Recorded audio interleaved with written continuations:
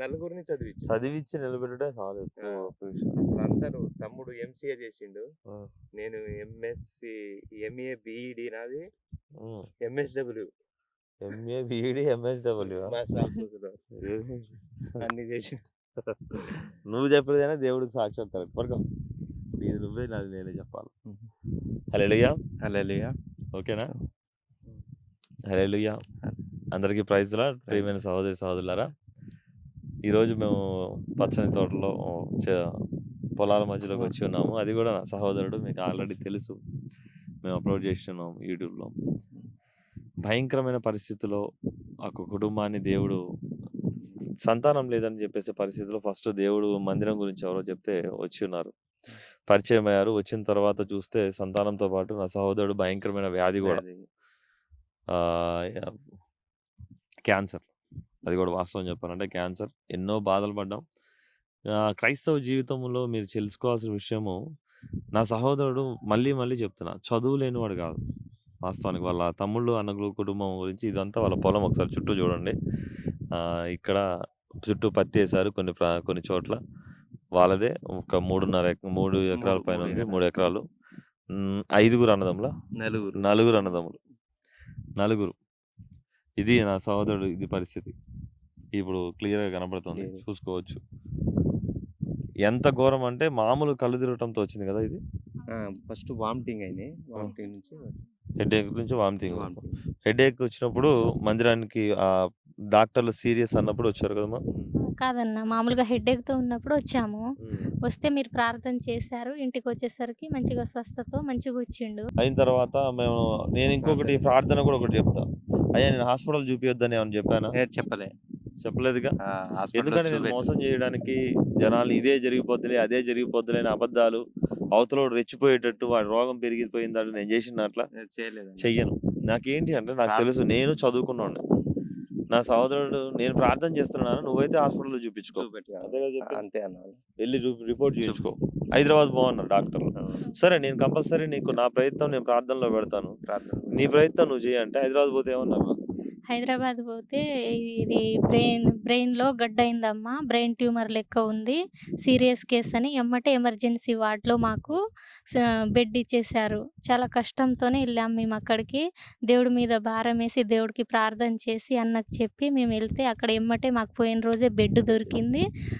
రెండో రోజే ఆపరేషన్ చేశారు. సీరియస్. ఇంక మేము గ్యారంటీ కూడా చెప్పలేమని చెప్పేశారు. వాళ్ళు ఏమంటున్నారు, ఇంత తొందరగా ఆపరేషన్ చేసింది దానికి కారణం? ఇది మీరు ఎవరైనా రికమెండేషన్ ద్వారా వచ్చారా ఏంటి? మీకు రాంగానే బెడ్ దొరికింది. మేము 15 రోజులు, 20 రోజుల నుంచి బయటే ఉన్నా, మాకు బెడ్ కూడా ఇవ్వలేదు. మీకు వచ్చిన రోజే ఓపీ అయిపోయింది, బెడ్ కూడా దొరికింది. మీరు ఎవరైనా రికమెండేషన్ ద్వారా వచ్చారా అంటే, మాకెవరు రికమెండేషన్ లేదు, మా వెనక దేవుడు ఉన్నాడని మేము చెప్పాము అక్కడ అందరికీ. మేము ప్రార్థన మొదలుపెట్టాం. నా సహోదరుడు ఈరోజు ఆయన చదువు గురించి కూడా వివరాలు చెప్పాలంటే, మేము ప్రార్థన మొదలుపెట్టినప్పుడు చదువుకోని వ్యక్తికి, ఎవరో చదువులేని నిషానిగాళ్ళకి దయ్యాలు పట్టినట్టు యాక్టింగ్ చేపించో, ఇంకేదో భ్రమ పెట్టో అట్లా మన సంఘం చేస్తుందా? నా సహోదరుడు అడుగు. ఎందుకంటే ఎవ్రీ రిపోర్ట్ ఉంది మా దగ్గర.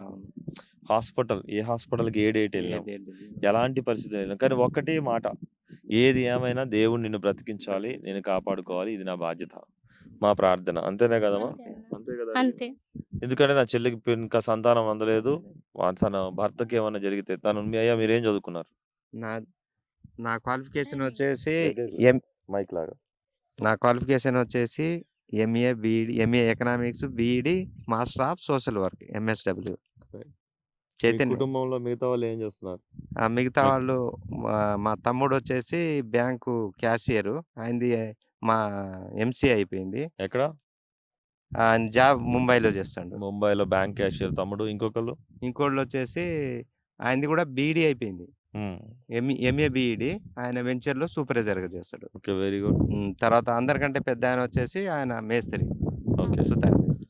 అట్లా అందరూ చదువుకున్న కుటుంబమే. మా వదిన కూడా అంగన్వాడీ టీచర్. అందరూ చదువుకున్న వాళ్ళే. అంటే దేవుడు నిజంగా మరి శోభన ఉన్నాడా మన దగ్గర మందిరంలో?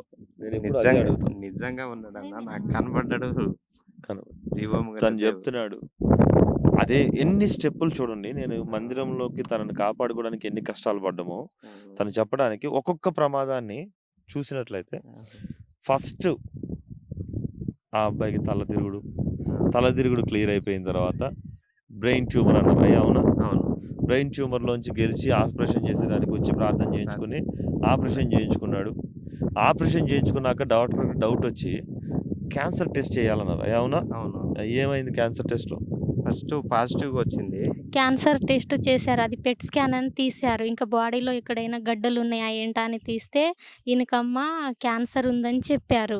ఇంగ అయితే ఇంగ అన్నకు ఫోన్ చేసి చెప్పా నేను. ఈ విషయం మా ఆయనకు గూడా చెప్పలే. ఎందుకంటే ఎమ్మటే చెప్తే మళ్ళీ బ్రెయిన్ ఆపరేషన్ అయింది. మళ్ళీ దాని గురించి ఆలోచించి మళ్ళీ వేరేదేమైనా ఎఫెక్ట్ పడతదేమో అని నేను ఎవ్వరికీ చెప్పలే. అన్నకి చెప్పా, దానిల్‌కి చెప్పా. మా తమ్ముడు దానిల్‌కి చెప్పా. ఇంగ అంతే ఇంగ నా బాధ నేను భరించి అన్నకి చెప్తే అన్న ప్రార్థనలో పెట్టిండు. అన్న ప్రార్థన చేసిండు.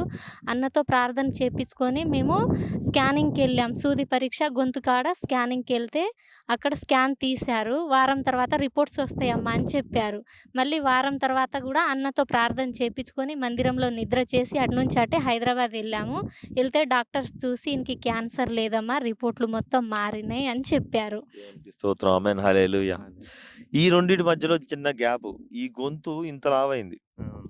అదొక రోగం. అంటే ఒక మనిషిని ఎన్ని రకాలుగా ప్రాణం తీయొచ్చో అన్ని రకాలుగా ప్రయత్నం జరిగింది. అయ్యా అవునా కాదా? అవునవును. భయంకరంగా ఇదంతా వాపు ఇప్పటికి కూడా ఇప్పుడు ఇంకొద్దిగా అసలు ఉంది చూడండి. తగ్గింది ఇప్పుడు. ఇప్పుడు చాలా తగ్గింది. ఒకప్పుడు ఇట్లా ఇంత వాపు గడ్డ కట్టింది అక్కడ. అయ్యా అవునా? అవునవును. అది ఆపరేషన్ చేసి అది కూడా చెక్ చేయాలన్నాడు. అరే ఏంటి అసలు ఇన్ని సమస్యలు అది కూడా వారం విడిచి వారం. వారం అమ్మ అవునా కదా? అవునన్న. వారంలోనే మొత్తం. అని నేనంటావి. సరే అది రోగమే అనుకో ఒప్పుకుంటా. హ్మ్. ఇన్ని దెబ్బలా? ఇన్ని కష్టాలా? ఒక రోగం ఒకలాగా వస్తది గానీ ఇన్ని సమస్యలా? ఇది అయిపోయింది. తర్వాత థర్డ్ స్టేజ్ ఆఫ్ క్యాన్సర్ అని వచ్చింది. ఫస్ట్ అయితే చూడండి. అవును. థర్డ్ అదే. స్టేజ్ అవునా కదా నాన్న? అవును. వచ్చింది. అవునా కదా? గ్రేడ్ 3 మామూలుగా అంటే ఇట్లా పట్టుకో చాలు. ఫ్రీగా మైక్ పట్టుకో. హ్మ్. గ్రేడ్ 3 అంటే థర్డ్ స్టేజ్. వచ్చింది ఆ! కరెక్టేనా? థర్డ్ స్టేజ్ అని చెప్పారు డాక్టర్స్. చాలా సీరియస్ అని గూడా చెప్పారు. నమ్మకం గూడా చెప్పలేమని చెప్పారు. కీమోలు, రేడియేషన్‌లు ఇంకా రకరకాల ఎన్నో జరగాల్సొస్తది. అది ఇది ఇంక మనిషి ఇక్కడే అడ్మిట్ అవ్వాలి. కష్టము. మీరు బతకడం కష్టం. ఇయన్నీ అంటే నేను ఆ చెల్లె ఏడుస్తా ఉంటే నాకు అర్థం కాదు. ఒకవేళ నాకే దేవుడు ఒక తోడబుట్టిన అమ్మాయిని, చెల్లెను, సహోదరునిస్తే వాళ్ళ కష్టాలొస్తే ఎలా ఉంటదని మేమందరం కూడా ప్రార్థన చేయటం మొదలుపెట్టాం. నేను ప్రార్థనని నమ్ముతా. మ్యాజిక్కులు నమ్మను. నమ్ముతానా? నమ్మకం. నేను మ్యాజిక్కులు నమ్మను. దేన్ని నమ్మను. నా సహోదరుడికి ఒకటే అడిగిన. అయ్యా! నిన్ను లక్షలు లక్షలు డబ్బులేమన్నా అడిగామా? అస్సలు. అడిగావమ్మా? ఏమన్నా అసలు? అడగలేదండి. పోనీ డబ్బులు ఎక్కడి నుంచైనా నువ్వు ఏం పలానా డబ్బులతో పని చేయి బాగుపడతావని అన్నామా? ఏం అడగలే. మా దగ్గర ఒక్క రూపాయి గూడా అన్న, ఒక్క రూపాయి గూడా ఇప్పటి వరకి మేము ఇవ్వలేదు గూడా అన్నకి. భోజనాలకు అడిగినమా? భోజనాలకు అసలే అడగలేదు గానీ, నేను మొక్కుబడి చేసుకున్నా. మా మొక్కుబడి. ఆయనకి మంచిగా అయితే స్వస్థత మంచిగా ఇంకా మంచిగా పూర్తి మైండ్‌తో అది నీ మంచిగా ఇష్టాన్ని అయితే బట్టి ఉంటది. ఆ! నాకు అని చెప్పావా పోనీ ఇప్పటిదాకా? చెప్పలేదన్న. నాకు తెలీదు. కానీ మేము హాస్పిటల్ నుంచి వచ్చి జూన్ 2వ తారీఖు బల్లాపుడు మీకు భోజనం పెట్టినందుకు ఏమన్నా అడిగిందా? అహా! ఏం మా అడగలేదన్న. మొక్కుబడి. మిమ్మల్ని ఉంచుకొని మందిరంలో ఉంచినందుకు ఏమన్నా అడిగామా? లేదు. లేదుగా. లేదు. మనిషి కష్టంతో వచ్చినప్పుడు బంధువు అని అనుకోవాలి గానీ, బాధతో భరిస్తే మనం ఎట్లా కుదురుతది? నా చెల్లె వాళ్ళు వారం రోజులు కూడా అక్కడ రాత్రి ఉండడానికి, పగలుండడానికి ఉన్నప్పుడు నాకెంతో బాధ అనిపించింది. నా స్థితి నాకు పెద్దగా నేను వెనక ముందు ఉన్నవాడిని కాదు, గొప్పవాడిని కాదు. కానీ నా వరకు మా సంఘం వరకు మా నాన్నగారు 18 సంవత్సరాల నుంచి చేస్తున్నారు కానీ, ఆయన గురించి కూడా అడిగితే ఏం చెప్తారయ్యా? వామ్మో! అసలు ఆయన దేవుడే. మా మా పెదనాన్న నలుగురు కూతుర్లున్నారు. హ్మ్. సాయిప్రభ పెద్ద తండాలో. హ్మ్. అంటే ఈ జింకలదొడ్డి నుంచి ఎప్పుడో ఎళ్ళిపోయారు. హ్మ్. అసలు నాన్నగారంటే దేవుడితో సమానం జూస్తారు వాళ్ళు. అంత మంచోడు అసలు.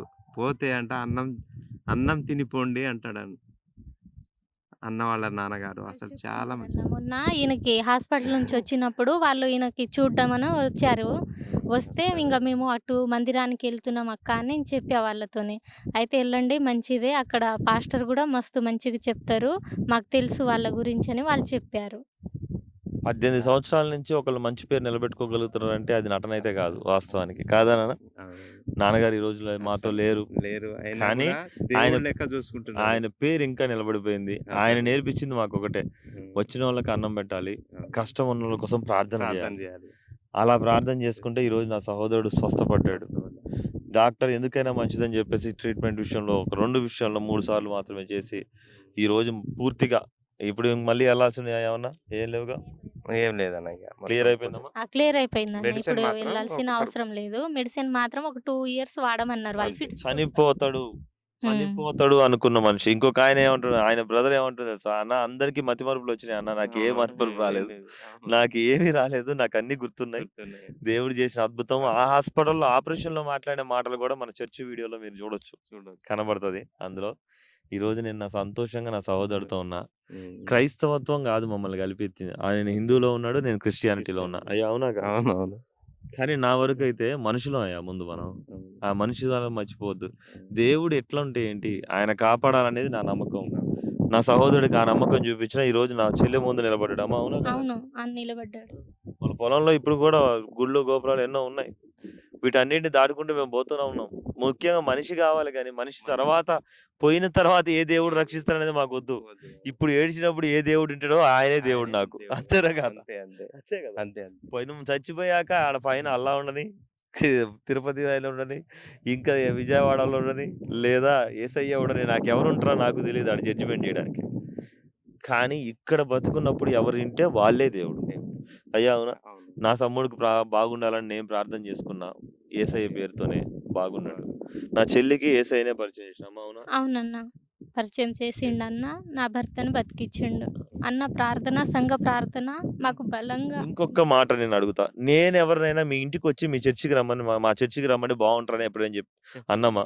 చెప్పానమ్మా? చెప్పలేదు. అన్న కూడా ఎప్పుడు రాలే మా ఇంటికి. ఇదే ఫస్ట్ సారి రావటం. మా పిన్ని చెప్పిందని ఇంకా మేము మా ఇష్టంతోనే వచ్చినాం. మేము మా ఇష్టంతోనే అంతేనా? ఆ, నేనైతే రాలా. రాలే. పక్కా కదా? ఉమ్.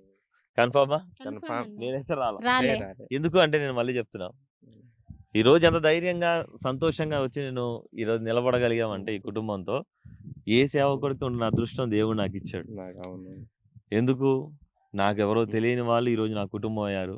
అవును. మేము బ్రతుకున్నంత వరకు ఏసయ్యని నమ్ముకొని ఉంటే చాలు. ఆ తర్వాత జడ్జిమెంట్ ఆయన ఇష్టం. అంతేనా కదా? అంతే. నా సహోదరుడు బాగుండాలి, మా చెల్లి సంతానంతో కూడా గొప్ప సాక్ష్యం చెప్పాలి. వాళ్ళు వచ్చిన మొట్టమొదటి అడుగు ఎలా అయితే వచ్చారో వాటన్నిటిలో నిలబడాలి. మేము వాళ్ళ మధ్యలో పొలాల మధ్యలో మంచి ఎన్విరాన్మెంట్లో ఉన్నాం. నేను లైవ్ సాక్ష్యాలు ఎందుకు తీసుకుంటానంటే, ఈరోజు చాలామంది సేవకులు అని చెప్పేసి అవును. స్టేజ్ల మీద మోసం చేస్తున్నారు. నాకు పలానా డబ్బులు నువ్వు బాగుపడతావు అని చెప్తున్నారు, స్పాన్సర్షిప్లు అడుగుతున్నారు, ఫోటో దిగు అంటున్నారు, ఇంకేదో అంటున్నారు. కానీ ఎవరికి కూడా ఒక మనిషి ప్రాణం బతకాలన్న ఆశ కనపడట్లా.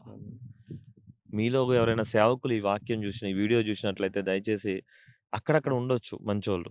ఆ మంచి వాళ్ళ కోసం ఏంటంటే, నీతో పాటు నిన్ను వలె నీ పొరుగు వారిని ప్రేమించమని వాక్యం చెప్తుంది.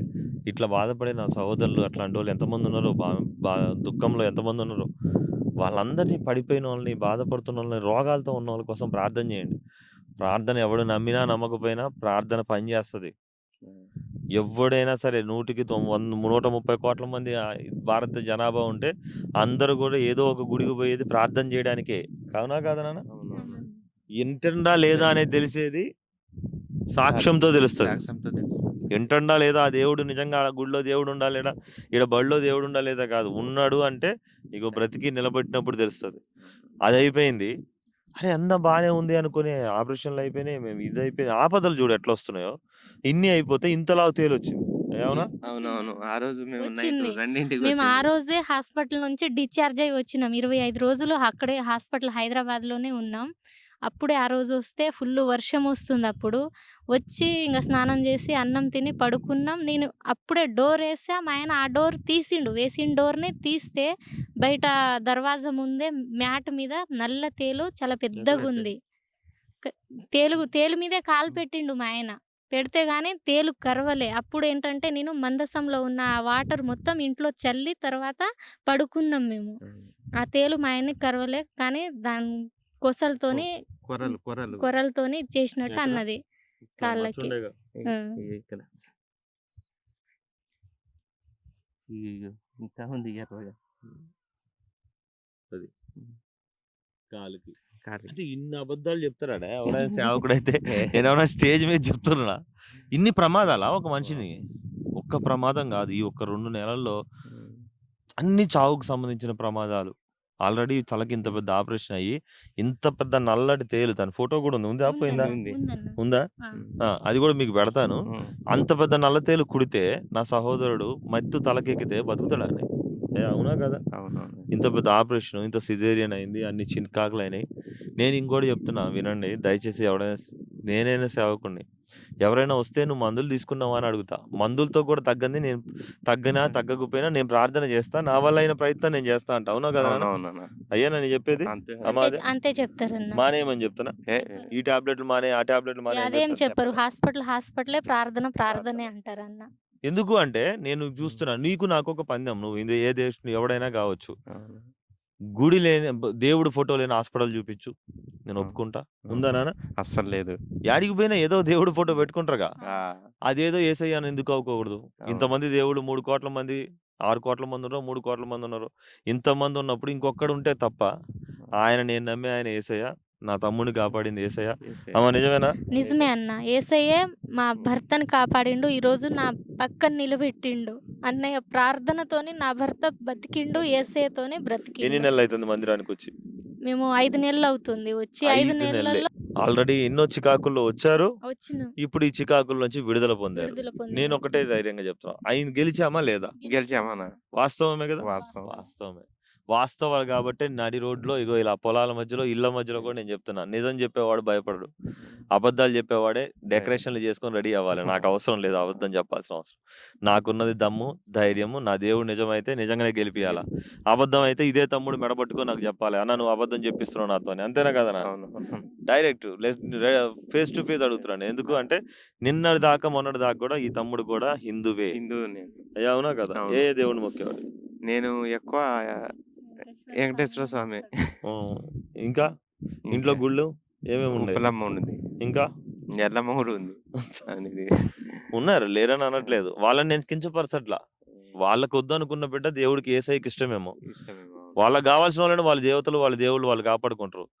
వద్దు అనుకోని ఎవరైనా పక్కన పెడితే వాళ్ళని మాత్రం యేసయ్య కాపాడుకోవడానికి సిద్ధంగా ఉన్నాడు. అంతే కదరా! అంతే అన్న. దేవునికి స్తోత్రం. అర్థం చేసుకున్న వాళ్ళందరూ గూడా క్రీస్తుని ఎక్కిరించే వాళ్ళున్నారు. అవును. మీరు ఎక్కిరించే ముందు ఆలోచించండి.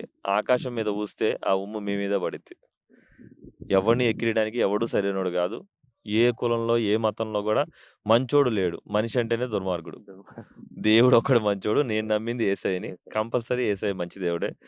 అందరూ నమ్మేవాళ్ళు క్రైస్తవులు, హిందువులు, ముస్లిమ్స్ బాధలో ఉన్న ప్రతి సహోదరుడికి ఈ సాక్ష్యం ఒక అద్భుతంగా మీరు నమ్మే విధంగా మీకు లైవ్‌లో చూపిస్తున్నాం. యేసయ్య మిమ్మల్ని, మమ్మల్ని అందరిని కూడా బలపరిచి నడిపించును గాక. Amen. Amen. Amen. Praise Lord. Praise Lord. అందరికీ ప్రైజ్ ప్రైజ్. లార్డ్.